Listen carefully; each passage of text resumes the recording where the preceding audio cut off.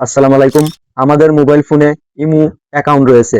আমাদের এই ইমো অ্যাকাউন্টে আমাদের অনেক ধরনের পার্সোনাল এবং মেসেজ এবং কন্ট্যাক্ট নাম্বার থেকে থাকে। আমাদের মোবাইলটা প্রায় সময় আমাদের আত্মীয় স্বজন নিয়ে অনেক সময় আমাদের ইমোতে তারা ঢুকে পড়ে, আমাদের যে পার্সোনাল জিনিসগুলো রয়েছে তারা কিন্তু দেখে ফেলে। বন্ধুরা, ইমোতে কিন্তু এমন একটা আপডেট চলে আসছে। এই ইমোতে কিন্তু আপনি ফিঙ্গারপ্রিন্ট বলেন, প্যাটার্ন বলেন এবং পাসওয়ার্ড বলেন, আপনি কিন্তু দিয়ে রাখতে পারবেন। আর আপনার পাসওয়ার্ড ছাড়া কেউ কিন্তু এই ইমোতে প্রবেশ করতে পারবে না। বন্ধুরা, তাহলে চলো কিভাবে তোমরা এই ইমোতে পাসওয়ার্ড এবং ফিঙ্গারপ্রিন্ট দিয়ে রাখবে এই ভিডিওর মাধ্যমে আমি তুলে দেবো একদম সহজ মাধ্যমে। তাহলে আমার এই ভিডিওটি শুরু করা যাক।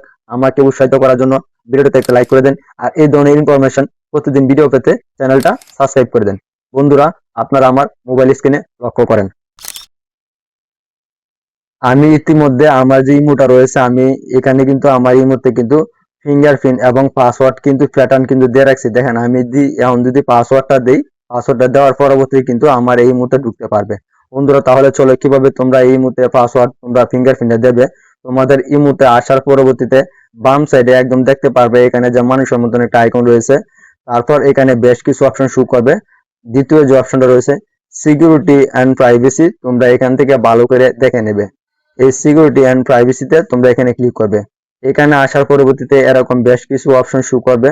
এখানে দেখতে পারবে পাসওয়ার্ড লক। বন্ধুরা, দেখতে পারতো ইতিমধ্যে কিন্তু আমার লক করা রয়েছে তোমাদেরকে দেখানোর জন্য।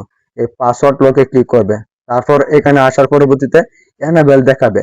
আমি কিন্তু ইতিমধ্যে এখনো আমার ইমোটা লক করে রাখি নাই, আপনাদেরকে দেখানোর জন্য আমি এই এনাবেলে ক্লিক করব।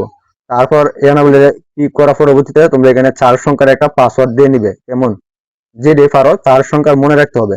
তারপর এখানে দেখতে পাবে ডোন। ডোনটে ক্লিক করার পরবর্তীতে বন্ধুরা এখানে দেখতে পারবে ওটু লক।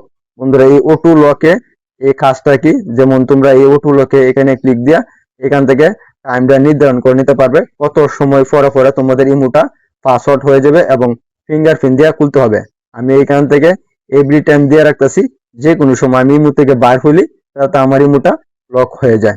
বন্ধুরা, এভাবেই কিন্তু ইমো সুরক্ষিত রাখা যায় এবং এভাবেই কিন্তু ইমোতে পাসওয়ার্ড ফিঙ্গারপ্রিন্ট দেওয়া যায়।